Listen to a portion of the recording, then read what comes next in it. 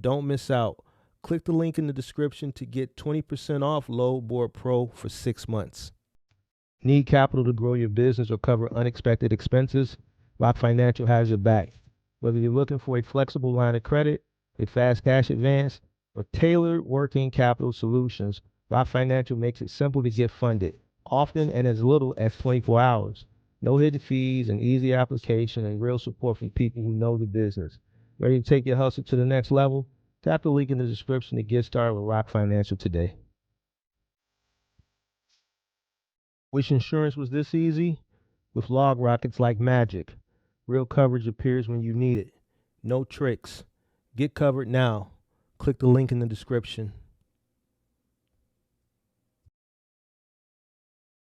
Warning: the following content contains strong language and may not be suitable for children. This content is primarily for adults, as this is a trucking channel and truckers have filthy mouths. Please don't tweak if I say. Viewer discretion is advised.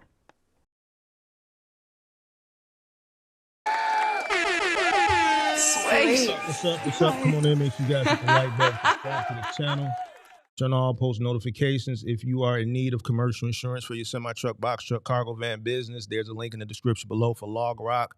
Up for renewal, looking for a cheaper commercial insurance solution, there is a link in the description below for LogRock. Make sure you guys tap that link. Get in tune with the people over at LogRock to save some money on your commercial insurance. LogRock's official sponsor of the channel. Come on in, guys.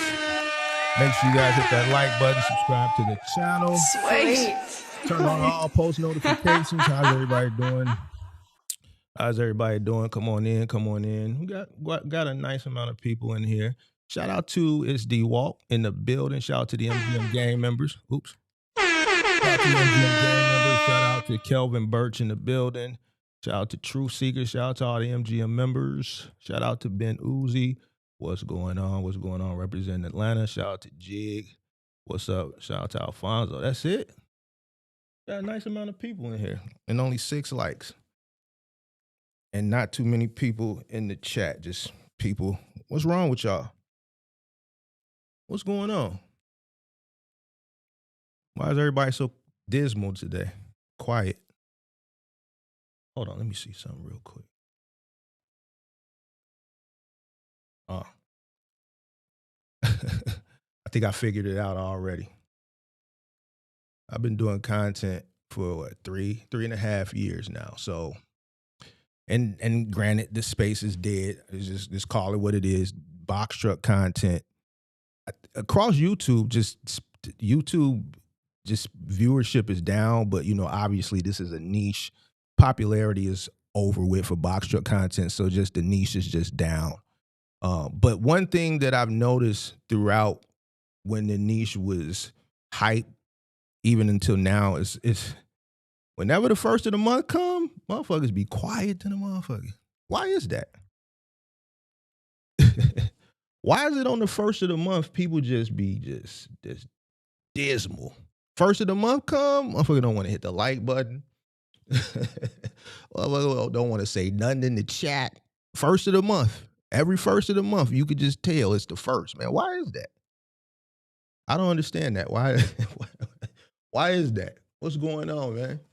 Shout out to who that? Shout out to Alfonso. Shout out to Pierre. What's going on? Shout out to Takeoff Collections. What up? Shout out to Ty in the building. Do we need to play Bone? Should we play Bone? Let's play some Bone, man. Let's liven y'all up. Give me a second. Hold on. Let's see what we can do. We're gonna get a copyright, but we don't care. We're gonna liven y'all up. Y'all gotta get up, man. Y'all gotta get up. It's the first of the month. Y'all tweaking on. Y'all supposed to be business people. Y'all gotta get up. What's going on? What's going on,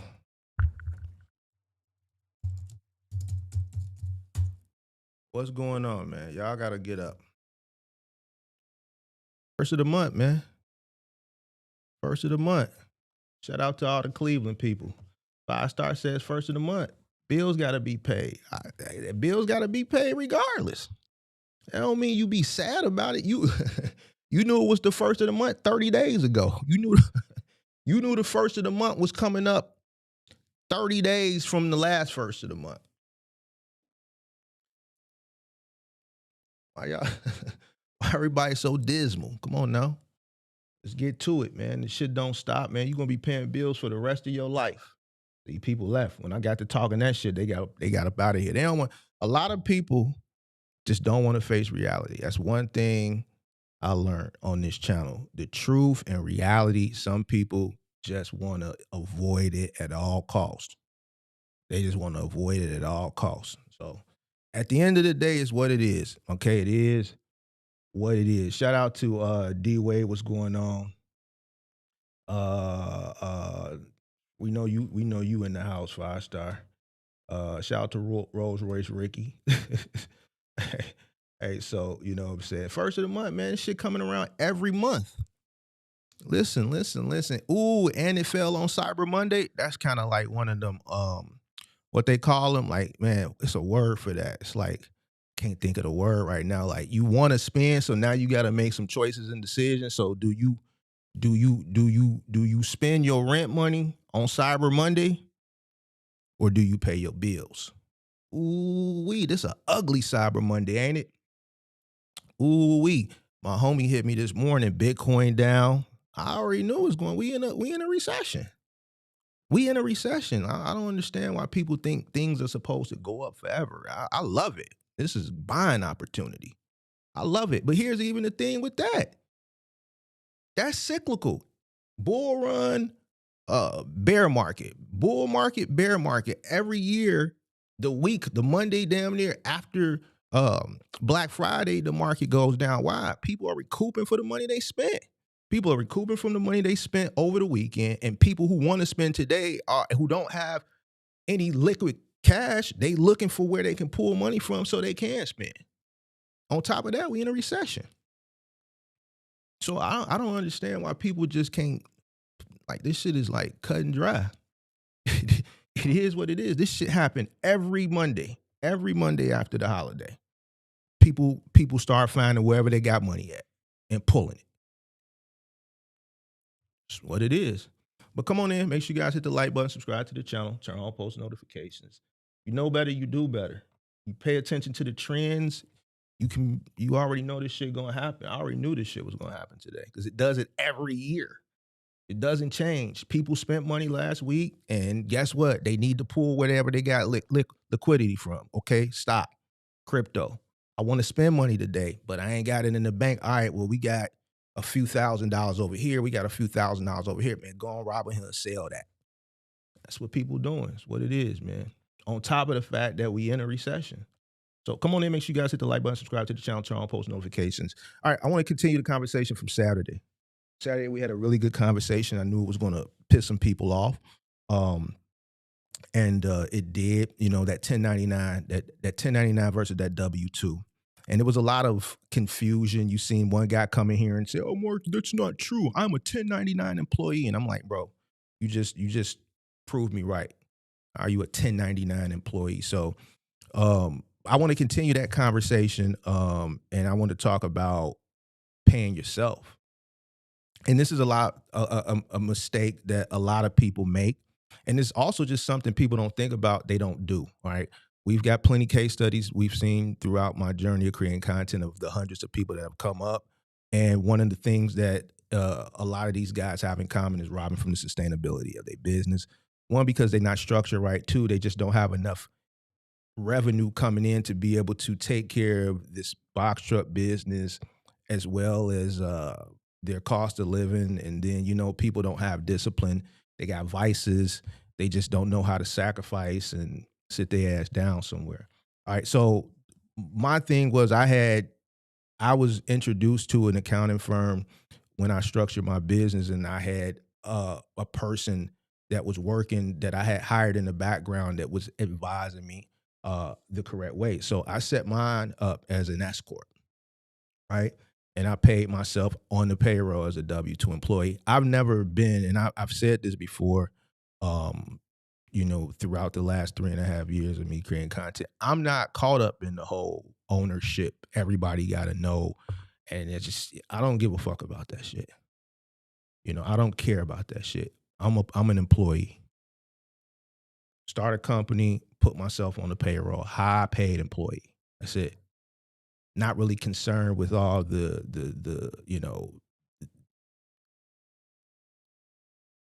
being in the limelight, so to speak. All right, so that's one of the biggest lies in entrepreneurship, and I see it a lot from content creators and influencers online that mislead people. That's one of the biggest lies. Employees are broke and owners are free. You see a lot of owners that are broke. A lot of them. Social media teaches owners don't need payroll. Just take money, right? Avoid taxes at all costs. And to me, that's the biggest crock of bullshit. The IRS sees owners who don't pay themselves as salary tax evaders.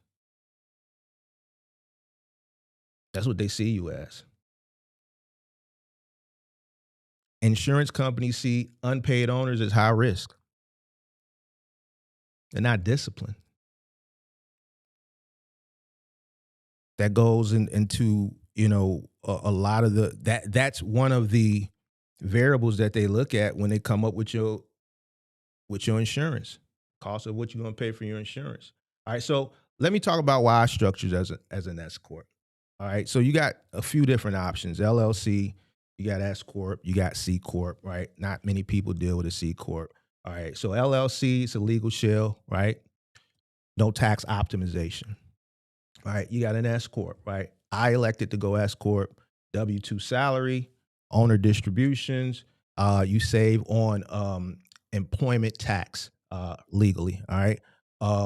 I had when I structured my business, I had an accounting firm that set me up and walked me through and gave me the understandings of a lot of the stuff that a lot of people do on their own. They go through LegalZoom and they go the LLC route because their favorite influencer told them, get you an LLC and start a box truck business, but they never really explain the differences between LLC and an S Corp. And I would advise anybody that's coming into this business that's not in this business already going forward, that may be watching, that hasn't come in yet, get with a real accounting firm and tell them your plans and let them advise you on how you want to structure your business.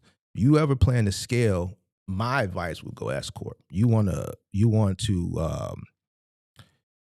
indemnify yourself as much as possible from any and all liability. All right. So tax, legal, so on and so forth. All right. So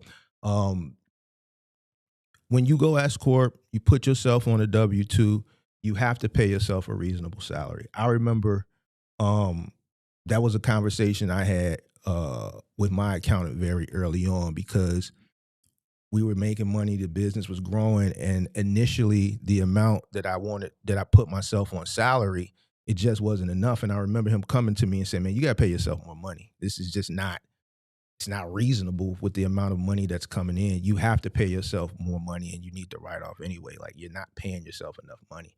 All right. So you are officially an employee on payroll taxes with quarterly filing. So, and that's another good thing.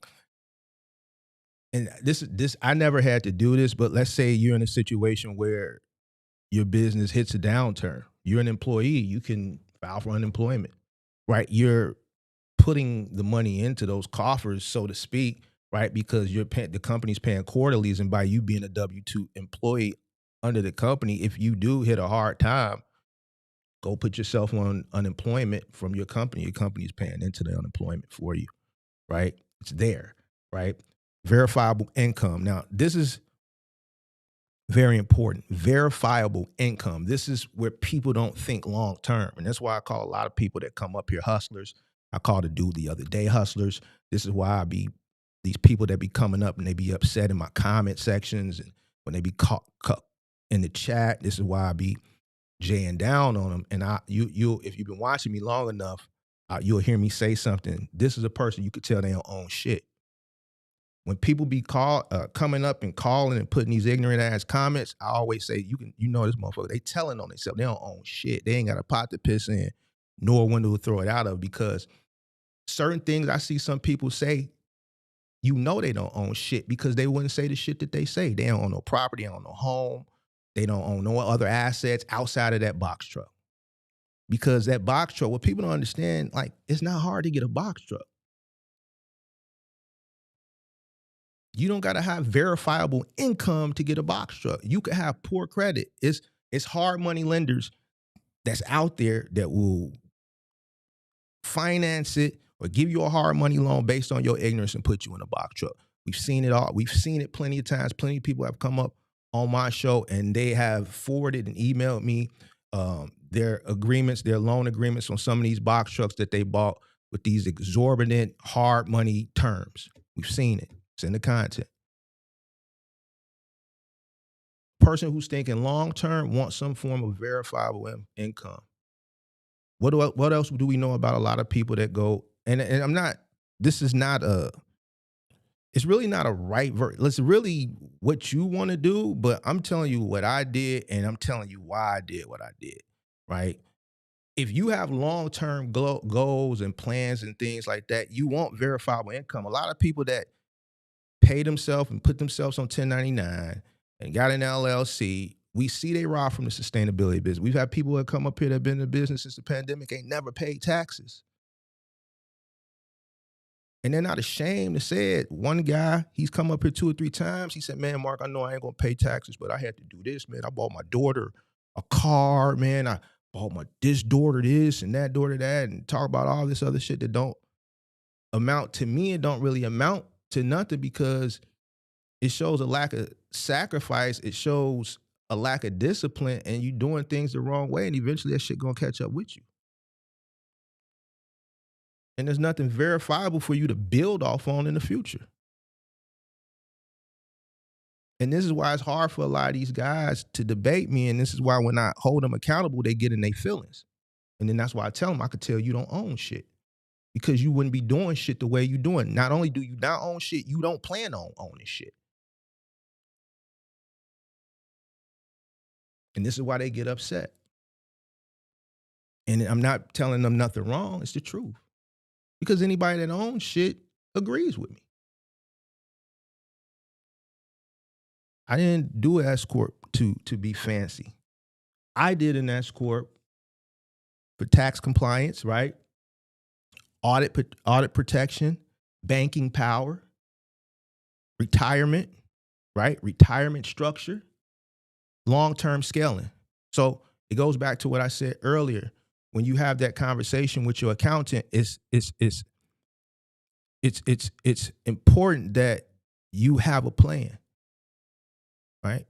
If you just want to remain in your truck by yourself, then yeah, LLC is probably okay. Why? Because you're only really dealing with you. You know you're not going to go out and do nothing foolish, right? And we talking right now as far as like protection, like legal protection, shit like that. You know you're going to go out and do the right thing. Well, we know most people would. I've talked to some people that have done some dumb shit. I've talked to some people that have come up here that have, I've had a nice amount of people, I should say, that have come up here that have gotten hemmed up for going through weigh stations with weed or smoking weed, both from an owner-operator perspective and then a driver perspective. Like I've had some guys that have come up that just done got jammed up, right? So there are people that will do dumb shit, right? But for the most part, if you are your own owner-operator and you just know I'm just going to deal with me and my one truck, then an LLC may be the way to go. But if you plan on scaling at some point, then you got to understand scaling is not something that you can do on your own, and you're going to have to put trust in other people, and everybody ain't you.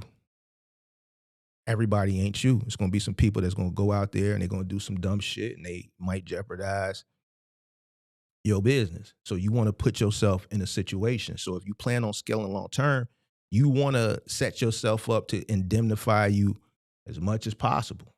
All right. Me, I want that legal separation. Me and the business. I don't want to be personally tied to shit at all. Fuck it. I know a lot of y'all, and if the shoe don't fit, wear it, like to, get your LLC and go rent your first box truck or whatever other business, go get your little boutique or whatever it is, and then go on Instagram and post it and say hashtag new business owner, got my LLC. You want to tell everybody about it. You want to be known. I don't. I don't. For many reasons, right? I want legal separation. I have assets that I have to protect. I don't know what the future holds. You're going to deal with jealousy. I've been sued, and not because uh, of some shit that well, it was an accident. We did the content on it. I showed you all the shit from the legal aspect of paperwork, the depositions. Whenever I did that content a few years ago, but it came from within, some jealousy shit. Wasn't nothing wrong with the guy. It was an accident. It was a little fender bender, and this dude saw it as an opportunity. He was an opportunist, and he did what he did. He lost, but you always want to indemnify yourself, right? So, and it could have been a situation where, let's say, one of these guys went out and, let's say, hit somebody. One of my biggest fears, two biggest fears, I say it all the time: floors and a truck actually hitting somebody. I'm in a big city. Trucks are downtown. You got bikers, and when I'm not saying bikers like motorcycle, I'm talking about bicyclists. You got bicyclists in bike lanes. You got people swinging their doors open, people running outside in the street. You got people downtown that are just crossing. You got a lot of blind spots. That was one of my biggest fears, was a driver actually hitting a biker or some shit like that. You come to Chicago, you see them painted white bikes all over the city. Whenever you see one of them painted white bikes that's chained to a pole, that means there was a biker that was killed right there at that spot. And as a memorial, the family, they'll take the bike, you'll see it all bent up, the wheel bent, they'll paint it white, and they'll chain it to the pole, and it's called a ghost bike. You see them all over the city. And it's not trucks, you got cars, but that was one of my biggest fears. Why? Because it's something that could happen. I'm not out there. You got X amount of trucks, you got X amount of drivers driving, so that means the risk of that happening is heightened. It's reality. You pray that it don't happen, but you have to prepare for it. I was raised that you hope for the best and you prepare for the worst. I don't just stay hopeful. I still am prepared for the what if. There's plenty of good people out here that bad things happen to, right? So I've always wanted to separate myself, right? Because something could happen, and if they got a Goldstein, a Weinstein, a Goldberg, you know where I'm going with this. One of them, anything with a Berg or a Steen at the end, and it's a good firm, and you ain't set up the correct way, they gonna come after everything they can get. If they can break the corporate veil, they will. It's their job to get as much as they can. Why? Because the lawyer getting 33 and a third. So they're incentivized to take you for everything you got. If I'm a lawyer and I'm a good lawyer and I'm like a lawsuit attorney, and you come to me, I'm trying to go after whoever I'm going after. I'm trying to get everything they got. It's my job. I'm being incentivized. I'm a lawsuit, one of them injury attorney type people. I'm getting 33 and a third. I want as much as I can get. So now you an LLC, and listen, you do what you want, but we talking about that scale. I'm thinking from a scale, because this is, when I went to my accountant, this is what I'm telling him. And you got, let's say, 5 trucks, you got 5 drivers out there. We in 2026. What do most people, they just can't not do? Just not pay attention to their phone. You got people that got real lives. They got wives, they got girlfriends, they got baby mamas. What's something that we see a lot of? People arguing. Baby mama blowing them up. They on the truck arguing, going back and forth. Something happened at the crib. They come to work, not in the right frame of mind. It may not be something as them just not paying attention on the road. It could be something that's affecting. I had that situation. The first time one of my trucks got roofed was because a driver wife told him that she was divorcing him before he came to work that day. He still came to work. But that was on his mind. He had the same route every day. Same route. Turned 1 block early this morning, tore the whole roof off the truck. Shit happens that's beyond your control. So you want to set yourself up to protect yourself from any and all liability. You don't want to set yourself up, especially if you plan on scaling, where somebody can break the corporate veil. Because if I'm coming after you, my lawyer going to break that corporate veil if we can. I need it all. Especially, let's say, God forbid, I'll use myself as an example. God forbid, and I pray this don't happen, but let's say a loved one is lost. Ain't nothing you can tell me that's going to want to limit how much I can get from you. Nothing. I don't really care about you or your plight or what you got going on. All I know, and I always look from both sides of the equation. Man, a loved one is lost. Man, I need everything you got. Everything. And that's how most people look at it.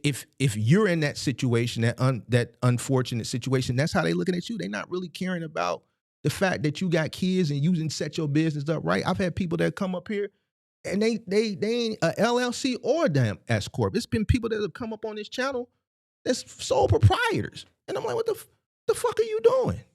Truck is in their name, business is in their name, sole proprietorship. So now you go do some stupid shit and you run across a person that got a little chop, or even if they don't got a little chop, they got a good case. A lawyer take it pro bono because it's an open and shut case. You hit this person's family member and they are deceased. Open and shut. Now we coming after everything. You a sole proprietor. You got a truck or 2 trucks. You inherited a home. Let's say you didn't buy the home. You inherited the home, deed is in your name, whatever the case may be. You got a few little assets. Let's say your parents, passed and they left you some shit. Now all that's up for grabs. Your business hit this person. The truck is in your name. We coming after all. Okay, you got $1 million. That ain't enough. Your $1 million posse ain't enough. And what else he got? Yeah, he inherited a boat. It's on Lake Michigan. Let's get that. Yeah, he got a house. He inherited another building. Let's get that. He got a few stocks. Let's get that. You married, your wife came in with her assets. Let's get that too, because they married, so then we got access. Let's get that too.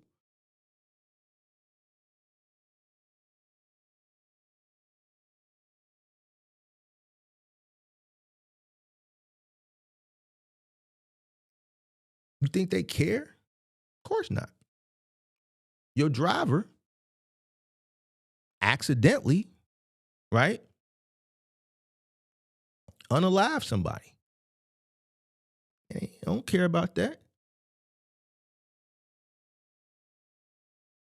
So you want a legal separation from you and the business.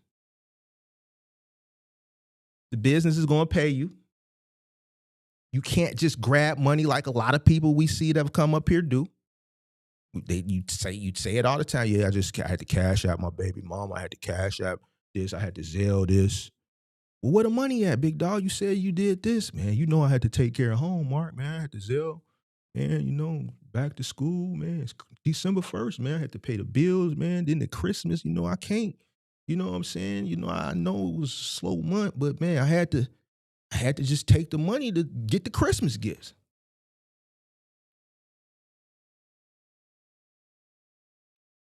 When you a W-2, you just can't grab money like that.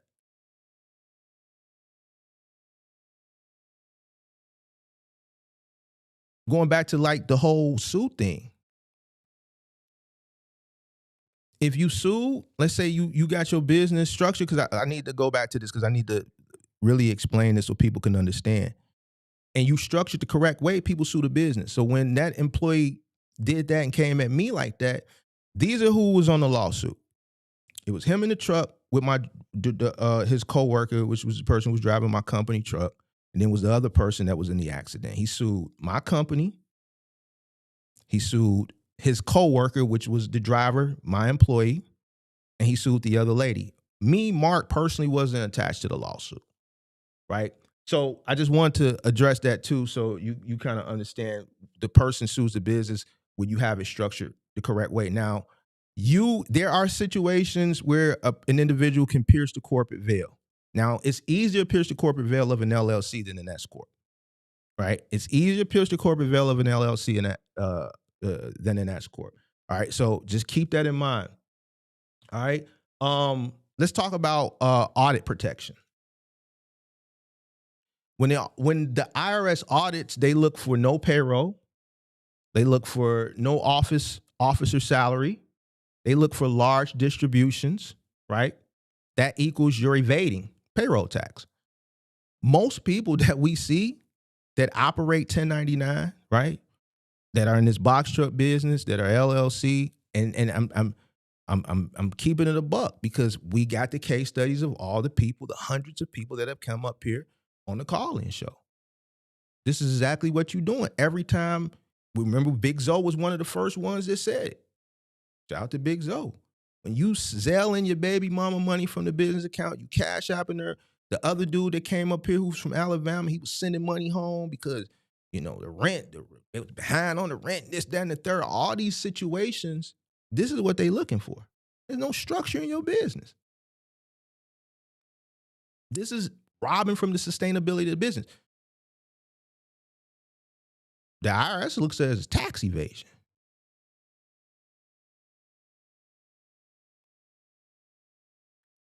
Paying yourself a W-2, you in compliance. You don't got to explain income after the fact. You on a salary, taxes are coming out, you straight. You got discipline. You're not robbing from the sustainability of the business. You have discipline. Listen, this is my salary. This is what I've been paying myself. And I have to make shit work in my personal life with what the business pays me. And it's simple as that. Let's talk about banking and credit. And this is something where I say people need to think for the long term. And this is why when I be having these discussions and these people be calling up and they be in my comments with shit, that's why I say, I know you don't own shit. You poor, you ain't got a pot to piss in nor a window to throw it out of. And then they get further upset.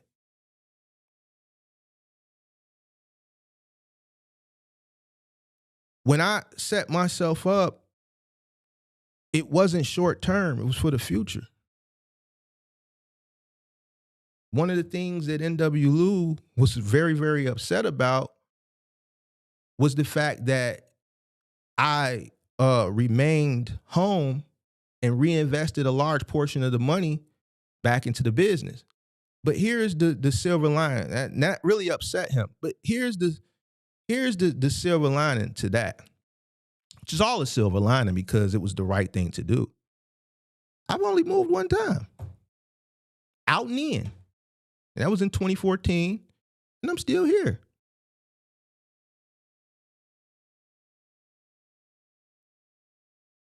I had a plan because eventually I knew I had to leave. I wanted to leave. So I wanted to set myself up so that I had everything in order so that when I started to look, I didn't have to go through a lot of explanations and all this dumb shit. I got my W-2s. It's easier for a person that's on payroll to acquire things versus a person that's on a 1099. They look at your gross. When you a 1099, they looking at your net. And we know a lot of people that's 1099, especially in this space, they not disciplined. And this is why they say some of the illiterate dumb shit that they say when they come in the chat, like the other day, and in the comment section. And then that's why I respond like, I know just based on what you're saying, you don't own a goddamn thing. You have no assets.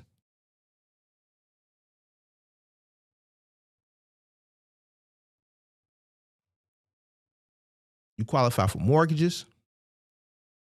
And I'm not saying that you can't with a 1099, but it's harder.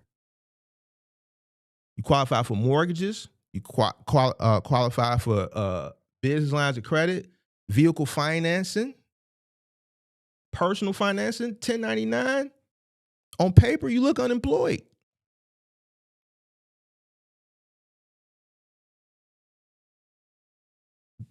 You go into banks with screenshots. Banks don't care about your screenshots.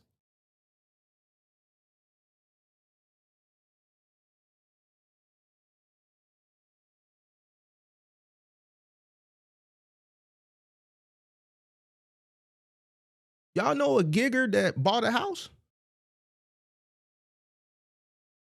Go to a bank and say, man, I DoorDash.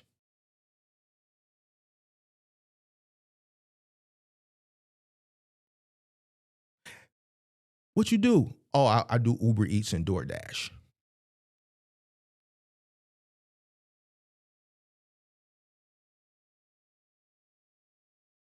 They don't care about that, bro.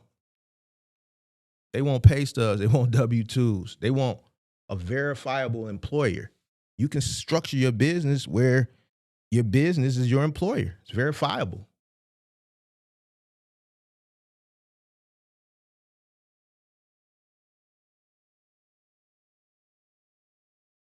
You want a financial system to recognize you as a real thing, a real person. Now, you can do what you want to do. I don't, I'm just here to tell you what I did. You know what I'm saying? And why I think this is the better way, especially if you planning on scaling. Setting yourself up for the future. Now, this is something we know a lot of guys that's on 1099 you don't do. We know you don't do it because you don't have any cash flow. We know you're not disciplined. You're not structured. You say it all the time when you come up here.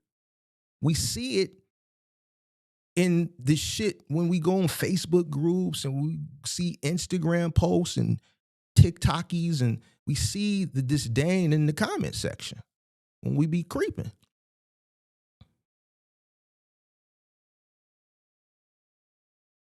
So if you already fucked up talking about cheap freight, we know you ain't putting no money away for retirement.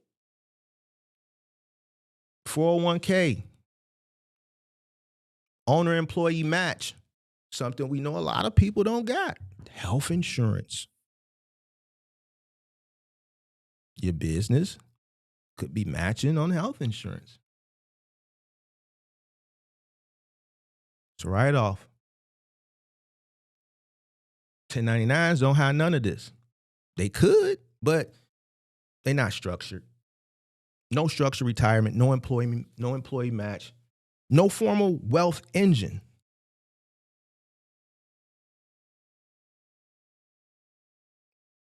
You were sold generational wealth. This is where they got you at during the pandemic. And this is where some of them continue to get you at. I see some of these guys pop up. They keep selling you this generational shit, this wealth shit. But then they tell you to structure your business in LLC. They never give you other options. I wonder why. They don't know. They don't care. They just trying to tell you what you want to hear so that you can buy whatever it is that they selling on the side, which is really how they making their money. What I'm telling you is what's going to get you to the promised land. See, this way is more disciplined, more structured. You're not going to be able to really rob from the sustainability of the business. You really going to have to buckle down and make sacrifices and go about things the right way. And I know a lot of people don't want to do that.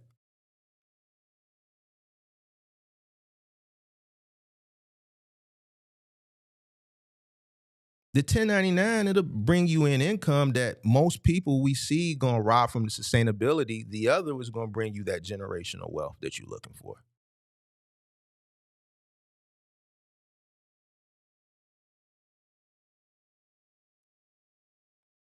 Discipline, W-2, salary, payroll is fixed. You want to give yourself a bonus? You want to give yourself a raise?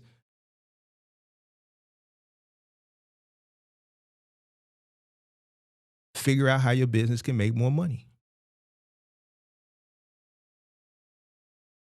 so that it can incentivize you with a 1% or a 2% or a 3% bump yearly. You can't spend money emotionally. You may have to tell your BM, I can't do it.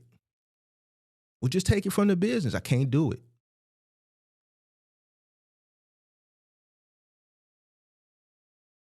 You're going to have to figure it out. You're going to have to figure something else out.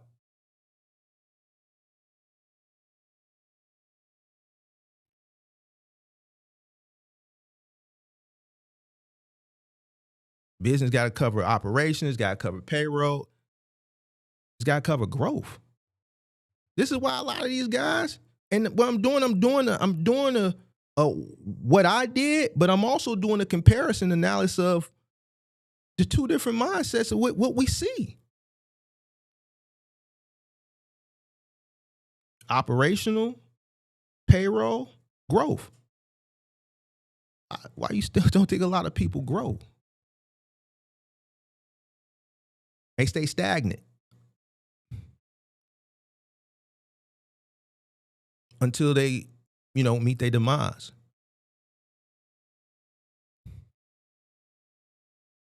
You'll never grow if you have no discipline, no sacrifice.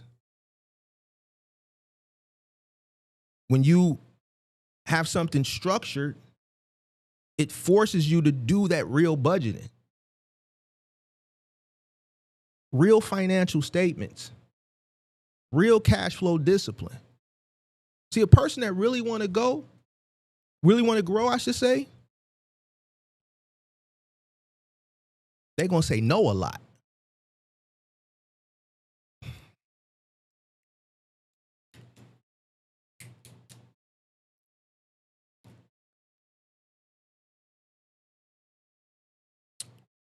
Hey,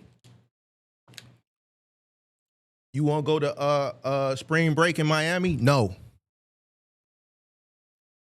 Hey, boo, you want to go to Tulum? No.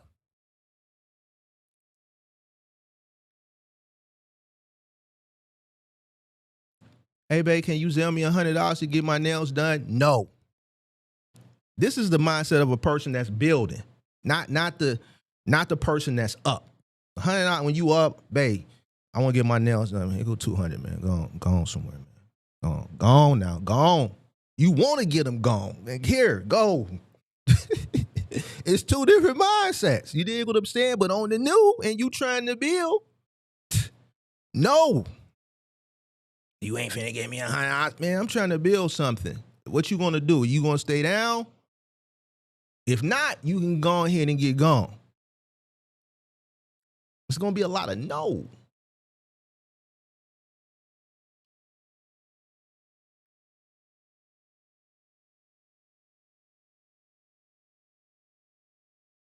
Man, it's so-and-so birthday. They're having a birthday dinner. You coming? No.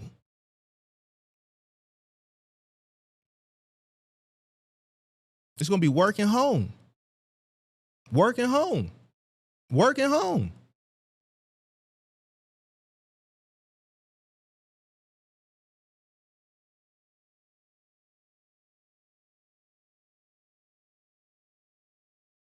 Working home. No should be in your back pocket. No.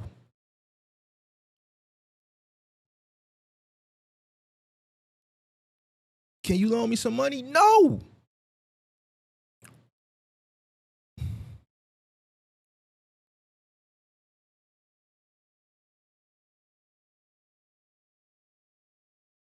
But you know what a lot of people do that's on the other side who ain't got that discipline because they ain't got no structure?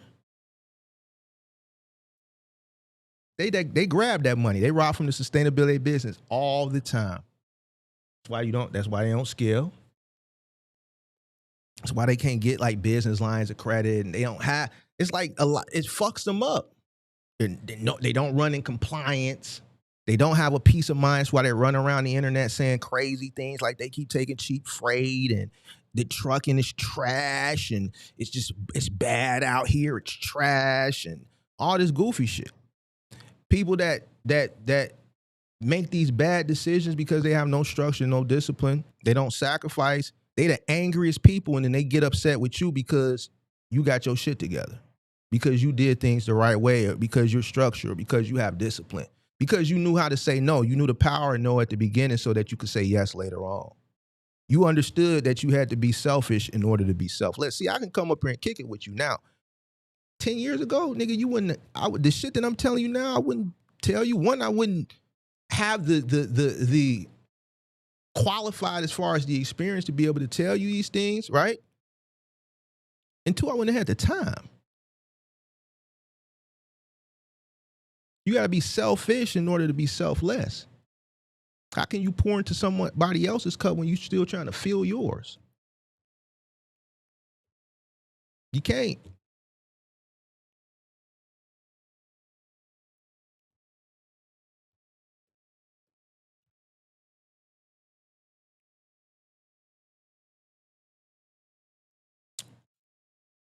You know why a lot of these guys that go that way? And there's nothing wrong with going that way. It's just we see a difference of people who operate one way versus the other. They want instant money. They take from the money. Soon as a load gets factored, they pull in that money. They pulling that money, sending it to their Cash App. Sending it to their BM. They don't want to pay the taxes. They're not paying regular taxes, right? Because at the end of the year, they have no cash flow left over to be able to pay those taxes. They haven't done any books. We've had people that have come up here and say, man, why I got to know this for? Why I got to know that for? So they damn don't want to pay quarterly taxes. They don't want to pay the payroll taxes. They don't see the benefit of being a W-2 employee, even from a perspective where if the business goes dry at a particular time of the year, they could put themselves on unemployment. Social Security, retirement.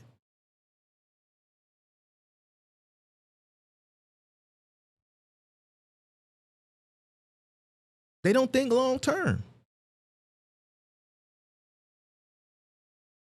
Rob from the sustainability of their business because they have no structure, no discipline. No paperwork, never really did anything. Now let's say, let's make up a scenario. One day they magically try to want to get themselves together. They hated this guy Mark. They've been watching this guy Mark kick this shit for years, and they just didn't want to hear it. Then one day, what it take for a motherfucker to really like get their shit together? They meet a little chick who got their shit together and want to build something with them. So now they want to get their shit together. They probably was dealing with some chicks before that was just like them. One shit, ain't got a pot to piss in, nor a window to throw that shit out of. Or they was living off the bro. They was living off the chick. You know, a lot of these guys living off chicks. A lot of these niggas living off the bro. You know what I'm saying? They know it. They living off the bro. You know what I'm saying? The bro got the Section 8. She got the goddamn EBT. So they go out, they box truck Rob from the sustainability of the business. They ain't got to really cover the cost of living because they living off the bro. You dig what I'm saying? But that shit break up. Now they go meet somebody that give them a shot that you got their shit together. They say, hey, babe, I want to build something with you. What your credit look like? We should get a house. Let's get married and get a house.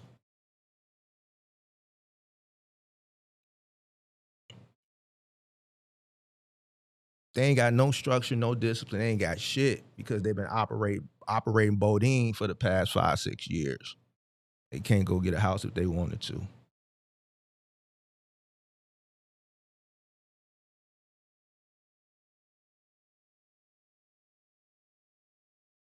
They weren't thinking long term.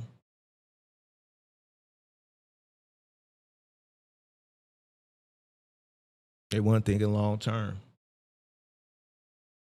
They confuse hustling with structure, like the young boy the other day. I clipped it up, dropped it yesterday, which you heard me tell him. And I was just playing with him. I wouldn't hold him accountable. I just let him kick it. The reason why I just let him kick it and I really didn't hold him accountable is because I realized that certain people I can listen to and I could just tell, even if I hold them accountable, they still gonna do what they want to do, and I'm just not gonna waste my breath.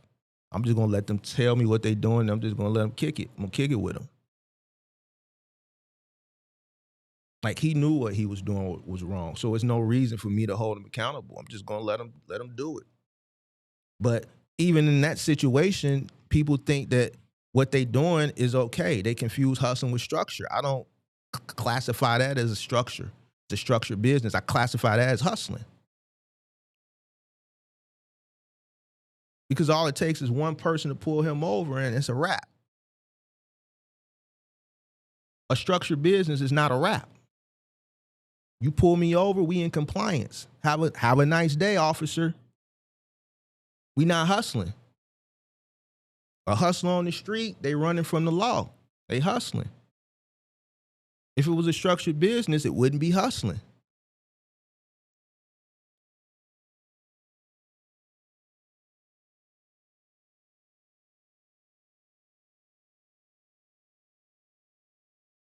You go into business, you have to have this vision for the future. I don't understand why so many. I do understand. I do understand. It's a hustle. It ain't.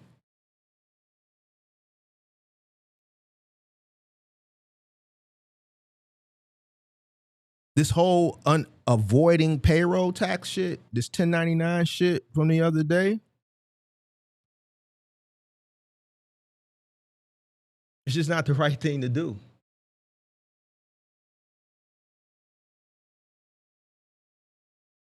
You're not smarter than them people. You're not smarter. You're never going to beat these people. Those 3-letter people. Why are you scared to make yourself an employee? Why are most people scared to make themselves an employee?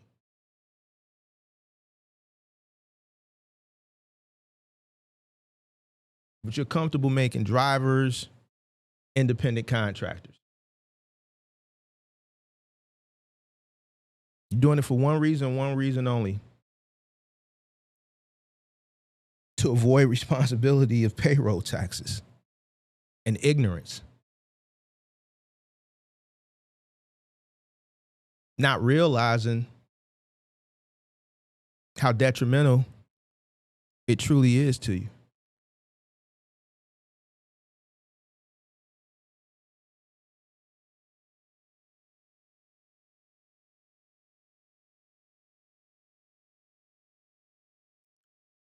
Me, personally, want to indemnify myself. Period.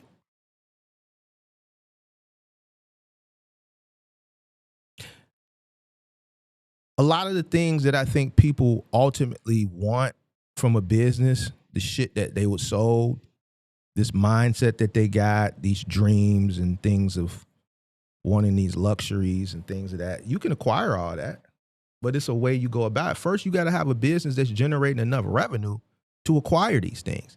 Me, I've never, like I say all the time, luxury cars, driven them. I never get a luxury car in my name, ever. Never. I've never acquired one. That was the first luxury car I got, and that was a mistake. After that, once I learned, ever since then, under a business. Business is generating enough revenue. Why is this person calling me? Hold on. Hold on 1 second. I got to send her this.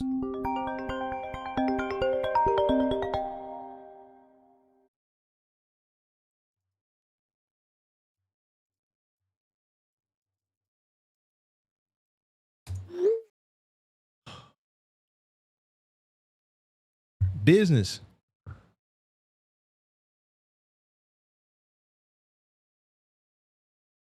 You build your business up to acquire these things.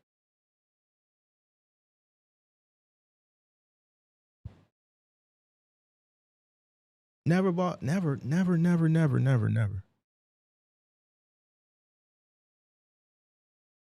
Write it off. Everything that you want, that you rob from the sustainability to get some of these things could be good tax write-offs for the business. It's just you're not structured right. You don't have the right guidance. You don't have the right leadership. You don't have the right accounting people to give you the information that you need so that you can be successful and run your business the right way. You don't have the ability to say no. You don't have the ability to stay down until you come up. Just running fucked up.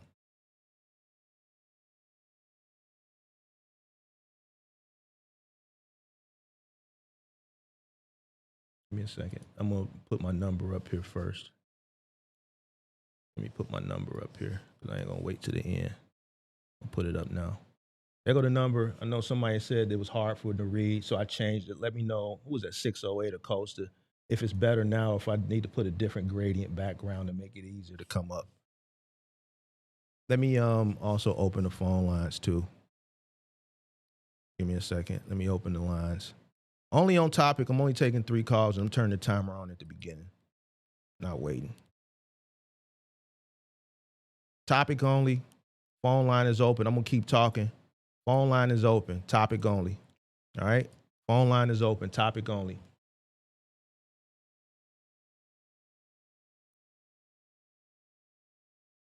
Phone line is open. Topic only.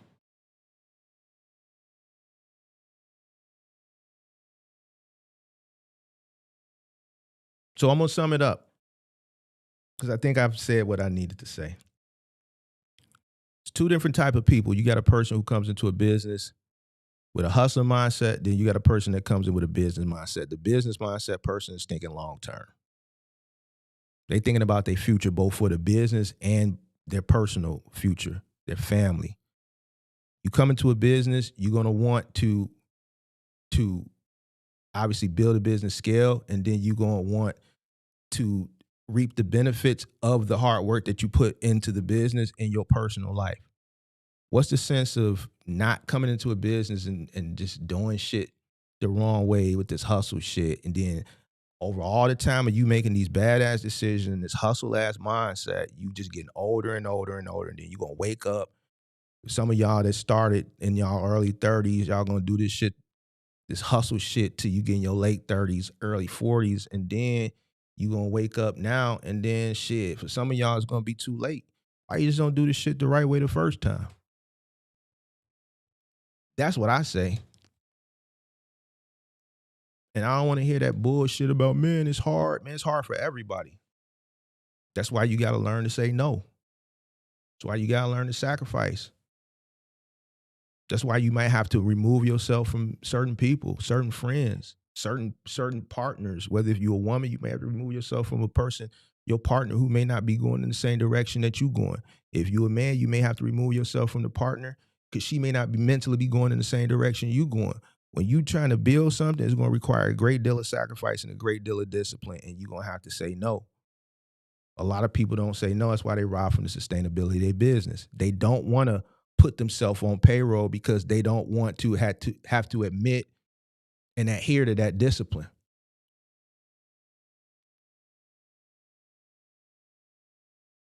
And that's it. So I can say this: by structuring my business as an S Corp, right?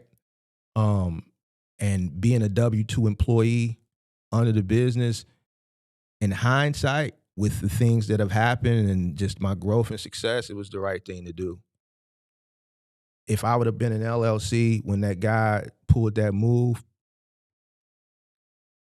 it could have went different. It might have been because it would have been easier for that law firm to break the corporate veil, right? I may have not been as disciplined.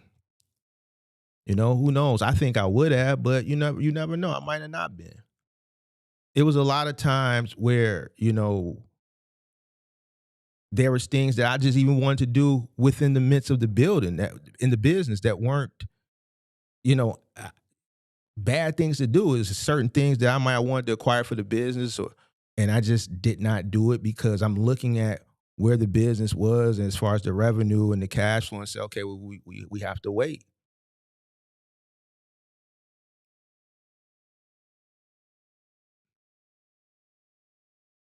The the sacrifice of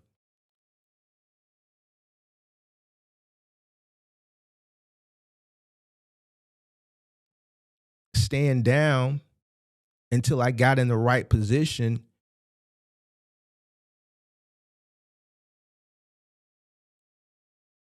For like this. So let me say it like this. When I first went on payroll, when I structured from the initial moment, I remember paying myself $1,500. That's what I was paying myself. When my accounting asked me to, what do you want to pay yourself? It has to be something reasonable. Initially, it was $1,500. We kept growing. I could have paid myself a lot more, but I was reinvesting back into the business. My accountant eventually came to me and said, you got to pay yourself more money. Right. And then I had a conversation with him and I said, yo, I want to, I'm planning on buying some property. He was like, another reason why you need to pay yourself more money. For a period of time, I paid myself less so that I can reinvest more money into the business so that we could continue to scale at an aggressive pace at a particular time where opportunities were being thrown at me that I could take. If I would have, there was a situation, the chick that I was dealing with at that time, I had been dealing with her, 12, 11, 12, 13, 2.5 years at that point. And she wanted to get a place together, right? She was on me about still living at the crib. Like, I don't understand why that bothered people so much. Like, man, I'm running up a bag, man. I ain't give a fuck what nobody was talking about. I'm running up a bag. She like, man, you got too much money to still be living there, man. You've built this business. You buying trucks now. You can. I'm like, man, I said 2014, into 2014. I already had the plan. My stupid ass damn near veered off, right? But let me tell you, this is how God worked. We went, and it was a building that was a new, it was still very new at that time. This is 2012, 2013. It's a building here, South Loop, called the Lex. It was very new at that time. I think it's called Arrive now, on the corner of 21st and 22nd in Indiana, right across from Wintrust. Wintrust wasn't even there yet. This was 2012, 2013. Fairly new building. Went, looked, because she owned a building. She had just closed on her building earlier that year. She closed on a 3-flat out west. And she was kind of, I don't want to say coercing me, but she like, man, you got the bread. Like, you can't, I just closed on the building. We got to get this spot, blah, blah. So boom, went and applied at the Lex. Because I'm on a W-2, I'm making decent money. Boom, we look at a two-bedroom corner unit. Now, this is 2012, 2013. It was $2,600. She's a nurse. I own a business that's growing, but we making decent money. I get it. I'm glad I didn't go through with it, and I was going through with it, but this is a testament that God works in mysterious ways. We got into it over the dumbest shit, and I'm just telling you this story. I don't even know why I'm telling you the story. I'm just telling it to you. Of stand down. This is like my one of my stay down till you come up, because I was finna go against my plan. And we get approved. They tell me to come in, sign a lease. It was $2,600. It was like on one of the high floors, corner unit, whatever. So I'm like, all right, I'm gonna go down there and sign the lease. And I'm like, what you gonna do with your furniture? Mind you, I don't got no furniture. And she was like, well, shit, I'm gonna bring it. I'm like, well, we just gonna get all new furniture. You get that shit to your sister or some shit like that. Don't bring that shit. We just gonna buy all new furniture. I'm gonna buy all new furniture. You know what I'm saying? And the reason why I wanted to do that was because shit, we gonna get everything new together. Even if I pay for it all, this shit gonna all be new, and it's gonna be ours. You ain't bringing nothing in here. I don't never want to hear this my shit. None of that shit. We got into it over a dining room table. I'm like, she wanted to bring the dining room table. I said, no, you're not bringing that table. We ain't nothing. We're going to buy everything brand new. She was hell-bent on that fucking table. I said, no. And I took that as a sign because I could have just been like, yeah. I'm like, nah. And I used that as a sign, and I think I also used it as a scapegoat because I knew I was going against my plan. My plan was to get through 2014. So this was 2013. It was December of 2013. Me being in the moving business, I knew the best time, especially in like one of these luxury high rises, was to sign a lease in the wintertime because this is when they give you the best deals. If I would have got that spot in the summer, I would have been paying $3,000 a month, right? So I used that as a reason to put me back on course. And I'm glad I did because that $2,600 a month plus the utilities. Now, mind you, I'm paying everything. I don't need her to pay nothing. I would have been paying probably over $4,000 a month at that time. And that money could have been being reinvested back into the business, which obviously it was, because once we got into it over that table, I said, fuck it, I'm going back on course. And a month later, she broke up with me. She dumped me because of that. And that was January 2014. So I bought the second truck. Once I didn't sign the lease, I bought my second truck January 4th, 4 days after New Year's. 2 months later, March, I bought the third. April, I bought the fourth. Also in April, I got the office, right? 2 months later, I bought 2 trucks at the same time. October, I bought another truck. December, I bought 2 more trucks. All right. Now, fast forward back to September. Hadn't heard from her in 9 months. She hit me out the blue. And also, I got this place. I had already started looking for this place in the summertime because remember, I had told her I want to get through the summer. I'm going to start looking, but I want to get through the summer because I'm going to take a large portion of the revenue, right, from the summer, reinvest it back into the business. And also, I know I'm going to be super duper busy. I just want to get through that. I don't want to go through that process. I had started looking. I had already been in this place, right, being in the moving industry. I've pretty much been into every building across the city. So I already knew when that time came where I wanted to go, where I wanted to buy. So I didn't go through really too much looking. So when the summertime came, I was just paying attention because if something popped up in the building, a unit, I wanted to jump on top of it. And then that's what I did. By September, everything was done, closed. Out of the blue, she calls. Man, what's up? How you been? Blah, blah, blah. Small talk for a minute or two. Did you ever move out? Yeah, I actually closed a couple weeks ago. For real? Yeah. And she came. She wanted to come back. I didn't let her.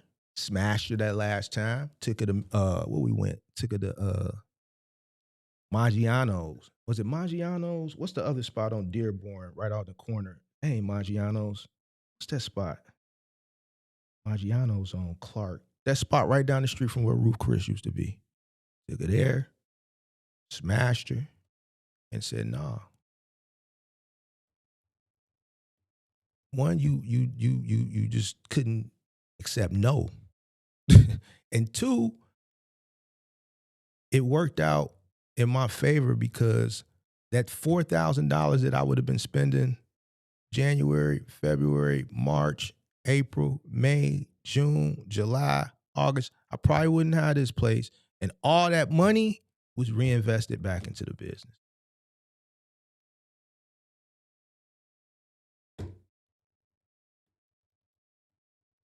So I made plenty sacrifices. I've said no. I'm not gonna let nobody dictate to me, and this was a situation where I'm just letting you know I'm human. I don't want you to think that I'm just up here be talking and I don't make mistakes. I almost made a mistake right there. You know, we're going back on my word. So it happens. You know what I'm saying? But now in hindsight, that was 40 grand, 36, 40 grand that I would have been paying myself, right? I would have paid myself, and that money could have went being put back into the business, which ultimately it was. And those 9 months, the company scaled a great deal, I believe, because of that. So there is a great example of me making a sacrifice uh, uh, for the future of the business. And that's that. The line is open, man. 312-772-5483, 312-772-5483. Let's put the timer up. I'm finna get out of here. Nobody call up.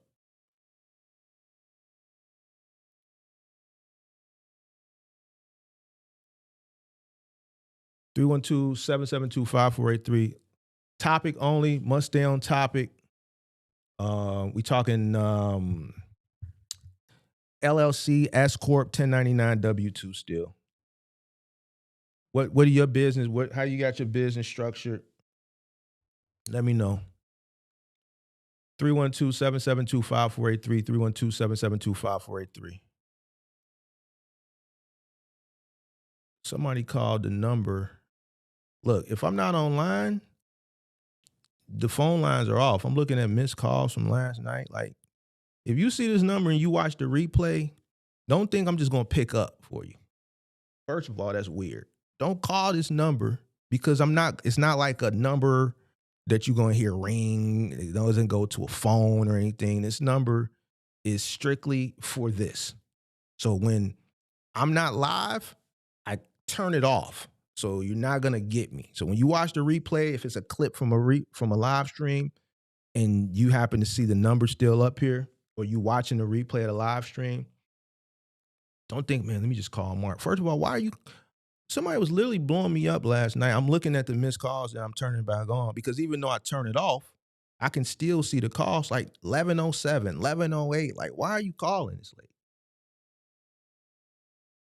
This is weird, bro. Weird behavior.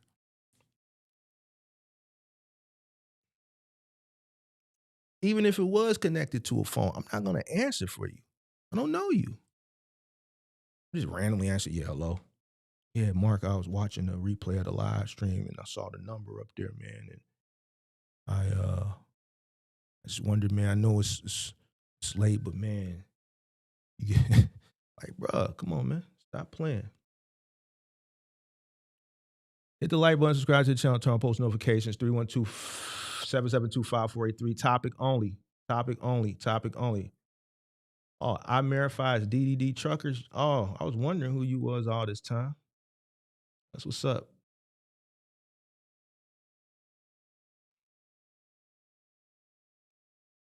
If the business generates 50K plus and you get an S Corp, Chucky Valentine says. The only thing that's going in an LLC for me at this point is a property. Excuse me. Anything where I got to deal with other people, S Corp. A building, LLC. Anything else, S Corp. If I was a single owner operator, I would do an S Corp. To be honest with you, me personally, you could do what you want to do. Me, if I was a single owner operator, I would still do an S Corp. That's what I would do. You could talk to your accountant and do what you want to do. I would still do an S Corp.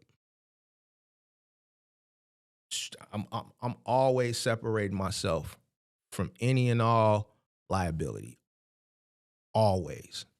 I got shit, bro. I got shit, bro. I don't need nothing to jeopardize nothing, bro. No. So always separate. You always want to indemnify yourself. Always.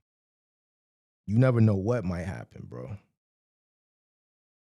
You know, so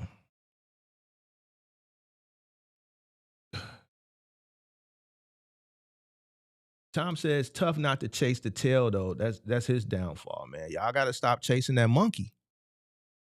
Listen, I just told you a story. I almost listen. That flesh is something, you dig what I'm saying? But listen, man, you got to let the monkey. Sometimes you got to just let that monkey go temporarily. You dig what I'm saying? Especially if you young and you on that grind.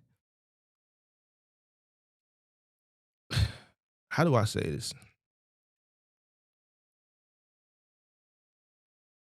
See, I might have to start a red pill, trucking red pill show, man. Cause I see a lot of people need some game.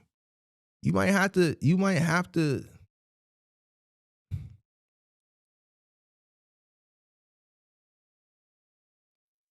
fall back at the beginning. You might have to stay down by yourself until you come up, bro. If something is tempting to you, right? Temptation, and that temptation is costly because let's say you dealing with somebody, you trying to build a business and resources are limited, you need the capital to reinvest back into the business and things of that nature. Let's say you dealing with somebody, let's keep it a buck. A chick, a woman, that's a bill. It's a bill. Now, anybody that don't think so, you telling on yourself. Your chick ain't shit cracking. But it's a bill. You gonna go out on a date, you gonna go to dinner, it's things you gonna do. And I'm not saying you buying expensive trips or bags or things of that nature, but you may dine out, things of that nature, whatever. Especially if you one of these young cats that's caught up in the new culture and social media is enticing you uh to be a consumer more than you should be. Clock went off.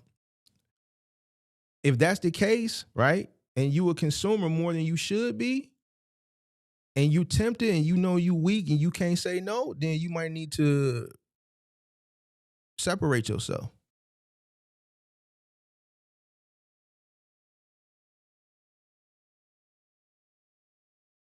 So,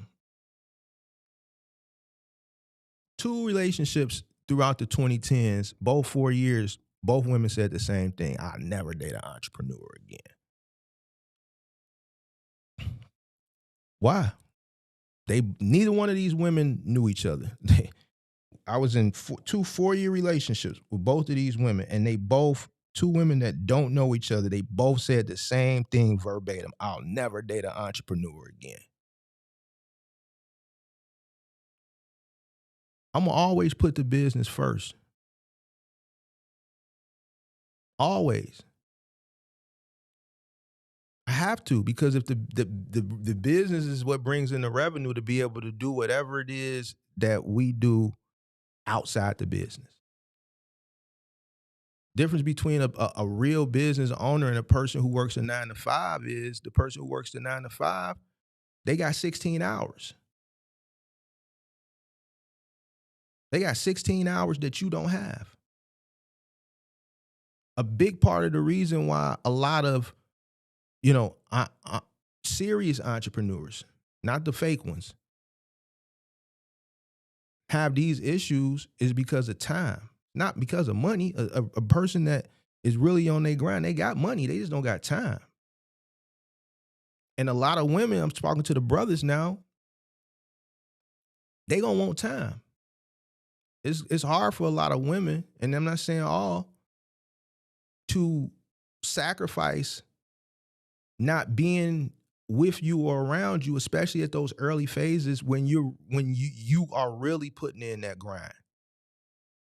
Only a real hustler gonna really be able to understand what I'm saying. The nigga who ain't a real hustler right there, they disagreeing with me.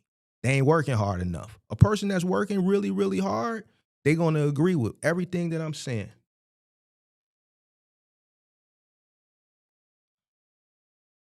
The person who worked a 9 to 5, they got 16 hours that the hustle, the entrepreneur, that real serious business owner don't have. That serious business owner, especially at the early stages of their business, is working 16 to 18. They ain't even got 8 hours to sleep. It's 24 hours in a day. Person who works that 9 to 5, they working for 8 hours, they sleep 8 hours, and they got 8 hours to spend with their family. That entrepreneur working minimum 16 hours. What is you talking about? Minimum. That's the difference between a piss poor motherfucker that's complaining about some dumb shit that ain't got shit to amount to shit, a pot to piss in, like my mama say, and no window to throw it out of. Complaining they got too much time on their hand because they not working.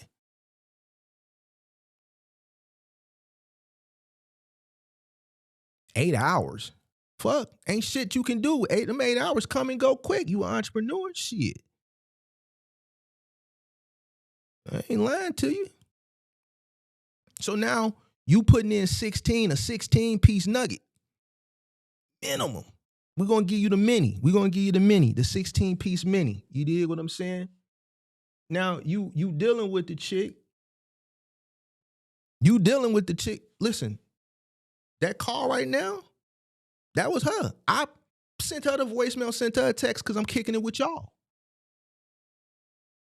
I just put her on the back burner to kick it with y'all. Because I'm in the middle of something. She watching, she probably frowning. It's okay though. The point that I'm trying to make is right here. 16-piece mini. You tired.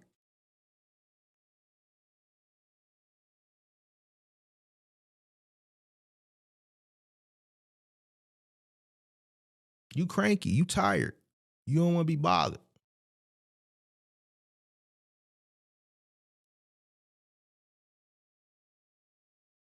In another 8 hours, probably 6 hours now, because you work 16, you got to travel, you got to shower, you got to eat, you got to prep for the next day. That might be 2 to 4 hours.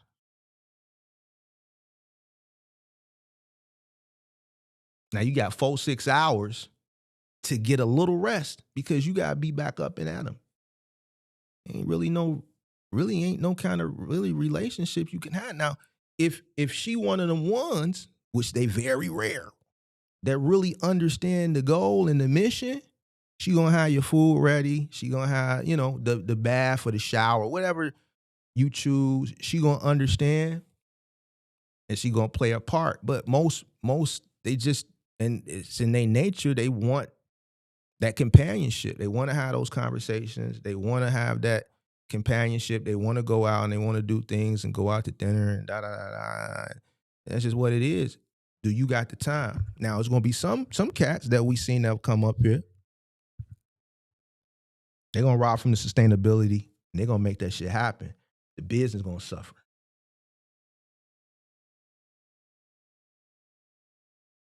And then it's gonna be the other individual that's gonna go ahead and focus on the business. And if she there, she there. If she not, she not.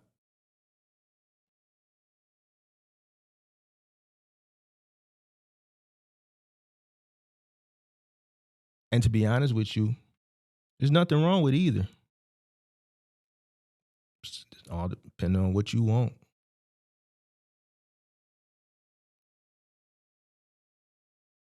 If you want to have a mediocre business, because I'm speaking from the beginning. I'm not speaking later on. Later on, you have systems in place. We speaking at the beginning, the initial phases.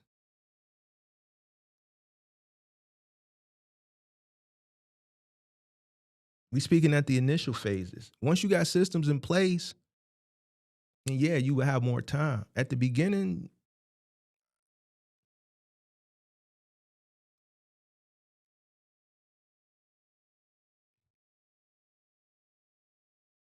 I'm sitting here really trying to think.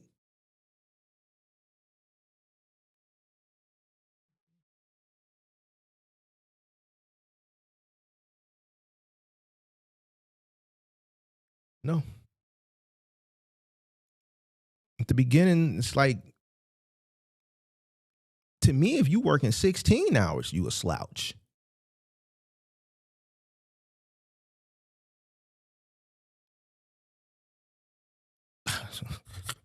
I just think, man, you got 8 more hours. And you on the new too? Man, I wouldn't get no sleep. It's just all what you want. How much you want. Do you want to get it? Do you want to get laid, or do you want to get it?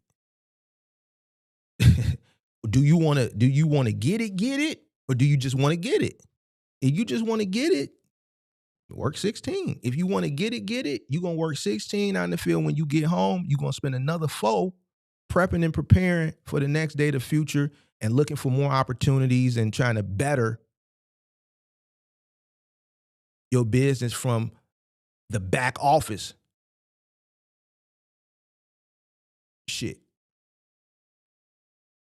It ain't just go home and go to bed.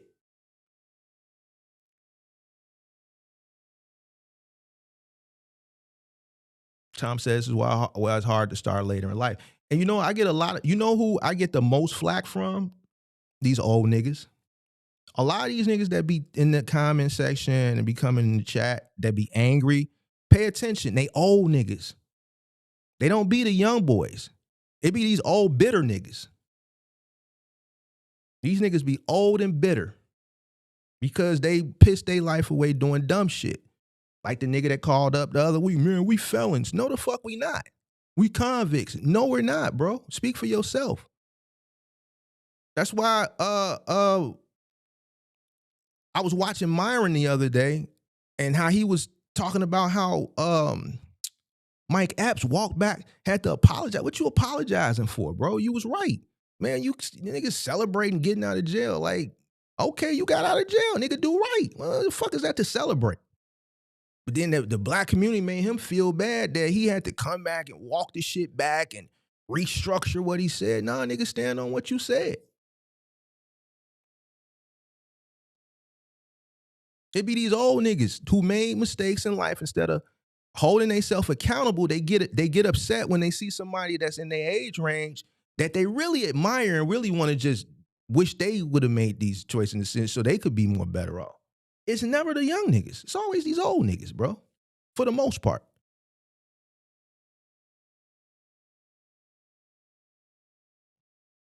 And now guess what? It's less opportunities. See, the older you wait to get, the less desirable you are for companies. That's why companies have age cutoffs. It was a great opportunity they had a few months ago. Shit, ICE, $90,000, $50,000 sign-on bonus, 40, a threshold, 40, can't be older than 40. 40 was the cutoff. You go apply at some of these companies, man, they want some young, fresh person coming in there. They want somebody that can potentially grow with the company and is naive, and we can train them to think and believe and build this whole, that brainwashing, like Amazon, like people that work for Amazon, they seem brainwashed. I don't know if it's still like that, but when Amazon was really hiring in the 2010s, it's like, man, you met somebody that worked for Amazon, where they worked for Amazon Corporate, they worked at one of these facilities for fulfillment centers. It was like their culture that Amazon built, like motherfuckers was brainwashed. Even we seen with the past couple of years with like the relay people up until recently.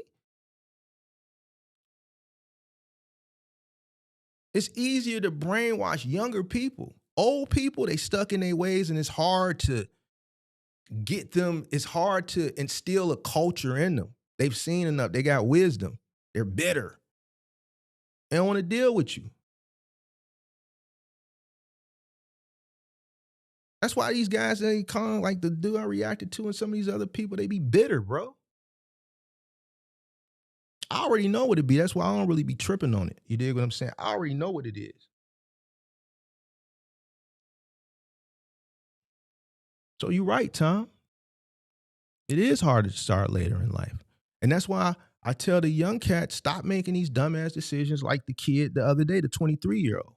Stop doing that shit. Stop flying by way stations. Stop doing things that are ultimately going to jeopardize the growth of your business. Don't make those mistakes.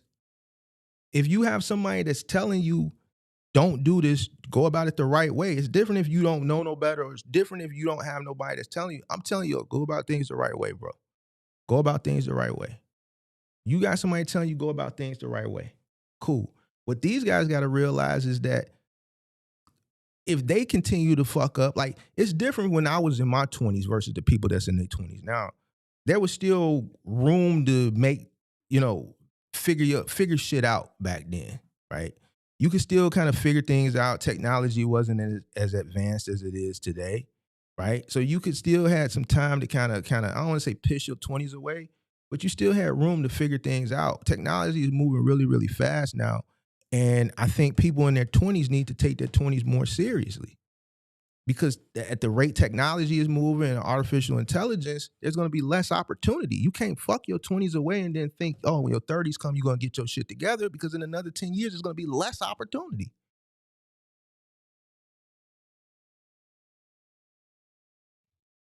And then you're going to end up like one of these bitter niggas who fucked up their 20s and their 30s, and now they in their mid tail end of their 40s, or the mid tail end of their 30s, or the early years of their 40s, and now they want to get shit together, and it's difficult. Not saying it's not possible, but it's difficult. See, it's easy for me to bring on a 20-something-year-old because I already know what to do with him. I can coach him, I can guide him. He already gonna look up to me. He gonna call me Unc. He gonna call me OG. I got the things, the trinkets that's gonna entice him to wanna be me. The older motherfucker, you bring them on, they stuck in their ways, they bitter, they jealous, they envious, because really, man, this nigga my age and this nigga way gone more than me. I'm trying to catch up. This is how corporate companies look at it.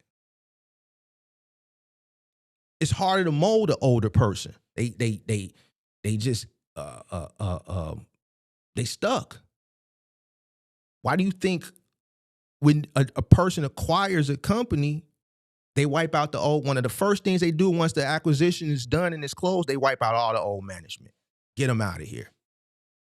This is why when we talked about acquisitions the other day, one of the things was that you can't have some type of contract structure where the management got to stay in place for a certain amount of years. That may turn a new owner who's looking to acquire the company away, because they don't want old habits. They want to instill their culture. They don't want to buy something with people stuck with their old habits. No, they want to come in, acquire the company, and they want to instill new culture, and they don't want to deal with none of your old bad habits. And they don't want you to influence your old bad habits on the people that they bringing in to lower the morale that they trying to, boost.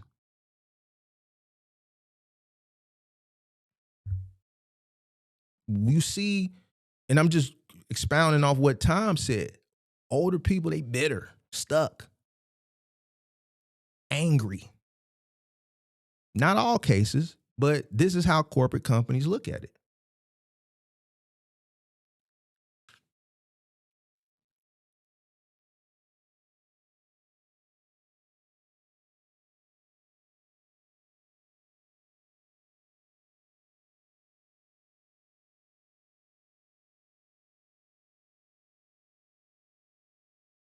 So, all right, nobody calling in? Going once?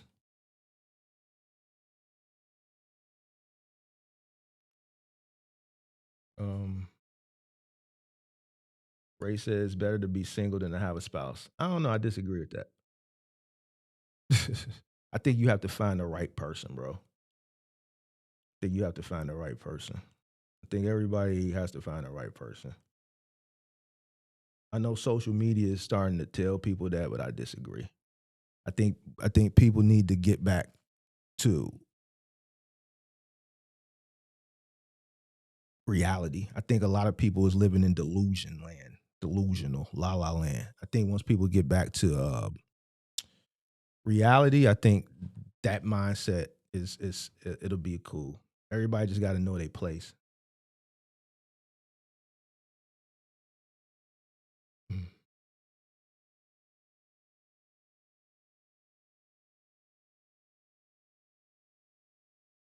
You got to continue to educate the young, no matter who you are, on a positive level. Well, yeah. Gotta educate the young. I think the young, to be honest with you, even though the young makes a lot of crazy decisions, and I think the new generation, the young generation, for the most part, is cooked based off the shit I see. I think they cook. They still are more. What I'm starting to see, they're a little bit more receptive to information more so than older people, because I think a lot of the older people are just grumpy because of the decisions that they made. Doesn't mean that they can't, do great things, but yeah, it might be a little bit more difficult for them. Same thing, like going back, comparing, like if I'm a company and I'm looking to hire somebody and I got this guy that's 24, fresh out of college, that's bright eyed and bushy tailed that I can mold and I can really mold him. I see something in this guy. This is a person who I can mold and build them up into something and they could grow, versus this guy that's coming at 40, 41. And am I going to be able to successfully mold them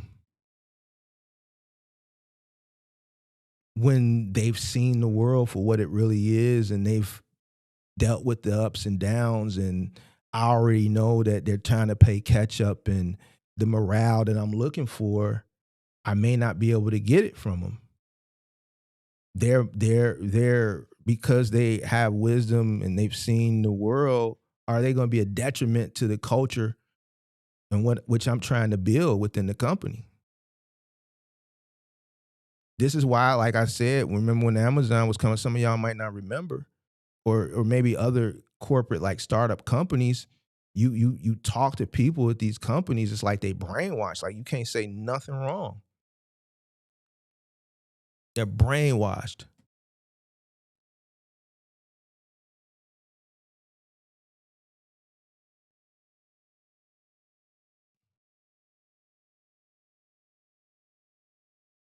I go into a company, let's say if I went into a company today, let's say a trucking company, they wouldn't be able to brainwash me.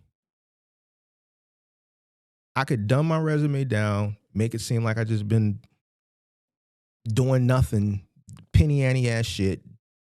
Don't let them know my background as far as it pertains to logistics.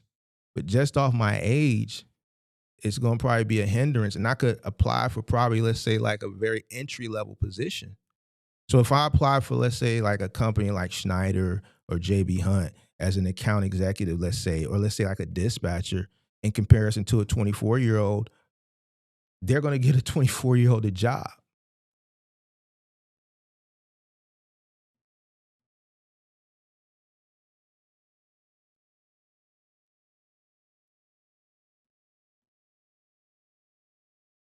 I'm going to get a 24-year-old a job, So they could build culture around that person. It's going to be hard to build culture around someone you can't really manipulate because of their years of just life wisdom. You just can't manipulate it. So, uh, so,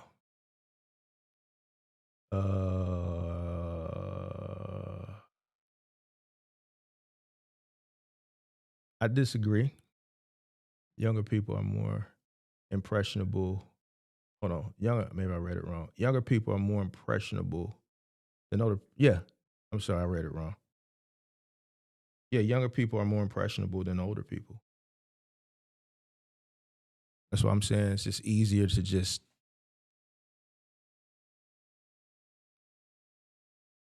for lack of a better word, finesse, manipulate, and steal. You know. So when I think back to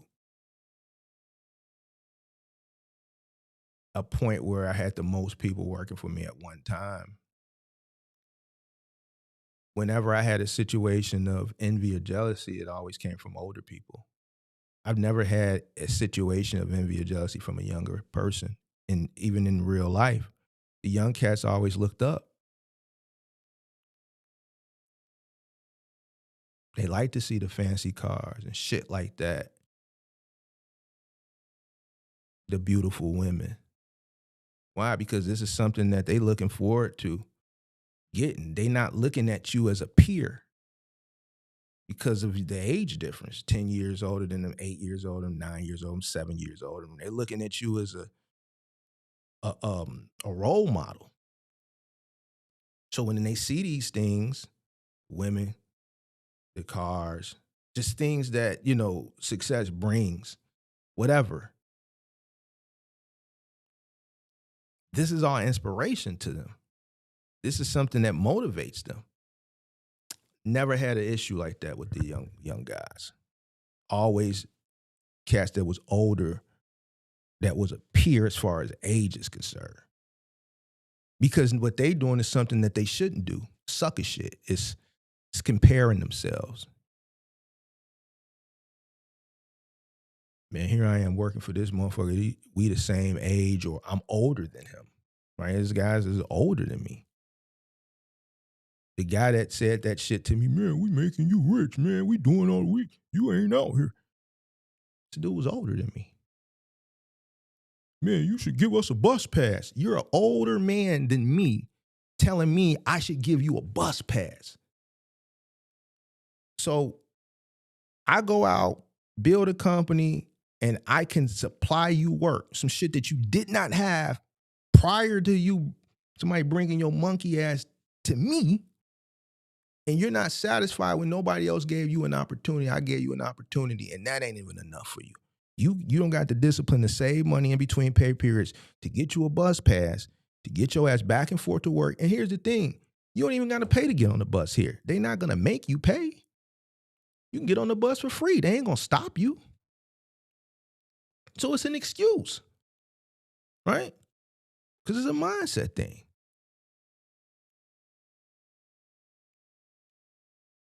Here you are asking a person who's 2 years younger than you to give you a bus pass to get back and forth to work, to come work at their company that gave you an opportunity.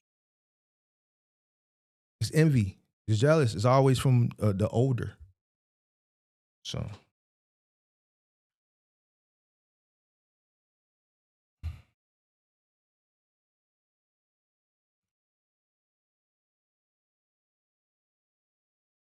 Mark, you could get an age waiver, man. I ain't gonna do that, man. They'll be mad at me if I do that. I'm gonna take the job. I'm gonna take the job too serious, man. I'm gonna take it. Listen, I'm gonna take the job too serious, man. I can't do that. I'm gonna be really out there, really taking it serious and shit. So I ain't gonna do it, man. I don't wanna make nobody more mad. I'm gonna take it too serious. This is why I left Walmart after 21 years of manipulation with me was too much. I have 2 businesses. I'm running. I got tired of listening to their BS. No, it's time to go at age 51. Yeah, most like corporate companies like that, they have a culture. Their businesses, they build a culture within the business. I was like that when I was at Target. It was like that when I was at the Gap. That's why they have company functions outside of work to further build culture. They do things within the company while you're on the clock, like different workshops and training modules and things like that, to bring people together to kind of build culture. Certain words that they say, certain terminology that they use, something that I learned from the Gap, which really it holds precedence in business in general, but they used to say it a lot. But it's a true thing. Meeting the needs of the business. You got to meet the needs of the business. Look, you in the stock room, but it's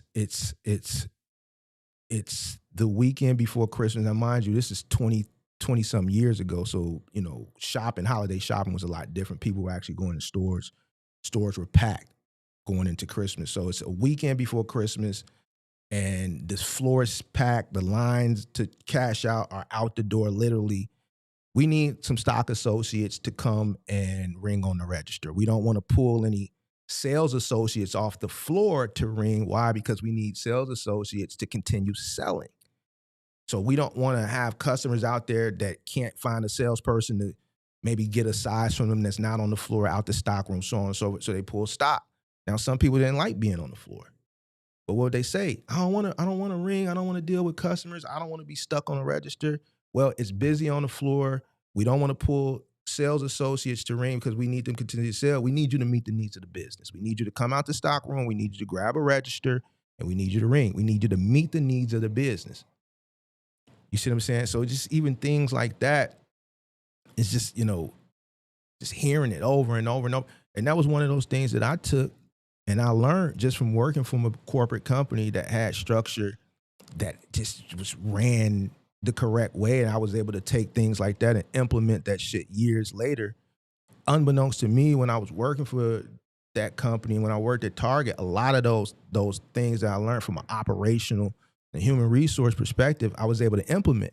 And that's also a good thing. A lot of people that come into business that never worked for companies before, it's good to have a job from a corporate structure at some point before going into business, because you're able to implement things that you learned as an employee into your business. I think that I can accredit a lot of my past experiences and work to my success as well, because that was one of those things. That was something I had to tell somebody, look, I need you to take this extra job, or I need you to go recover these stops, or, I need you to work on this contract instead of, I know you like this, it's easier, but you're more mechanically inclined than this other individual. You're better with tools. You're more mechanically inclined. So it serves me no purpose to have you on a contract for final mile that requires no white glove assembly when you're mechanically inclined. That's a bonus for the company. I need you to meet the needs of the business. The needs of the business requires a person who's mechanically inclined to do treadmill deliveries, because I need you to assemble them. This person isn't mechanically inclined. You're physically strong, physically capable, and you're mechanically inclined. I need you over here. Yeah, I know this was easier, but I need you over here. I need you to meet the needs of the business. I would have never been able to maybe articulate it as well as I did in those situations if I didn't have past experiences working for these two companies that were multi-billion-dollar companies that had all the best training modules and corporate structure and just the terminology and how to not persuade people or manipulate people or finesse people, but just coerce people into doing things, doing what they needed people to do in the most, and present it in the most professional way possible. I learned all that stuff from there, and I credit a lot of my success to my past experiences in working with those companies. And I think people who do want to start a business that never have worked a corporate job or just worked for a company like these two particular companies, or even like a Walmart, or maybe like an Amazon, or maybe like a Whole Foods or some shit like that, I think it's beneficial to have those jobs, because you can take what you learn there and incorporate that shit into your shit. So. But all right, man, I gotta get off. I gotta return a phone call. All right, man, make sure you guys hit the like button, subscribe to the channel, turn on post notifications on the way out. Peace.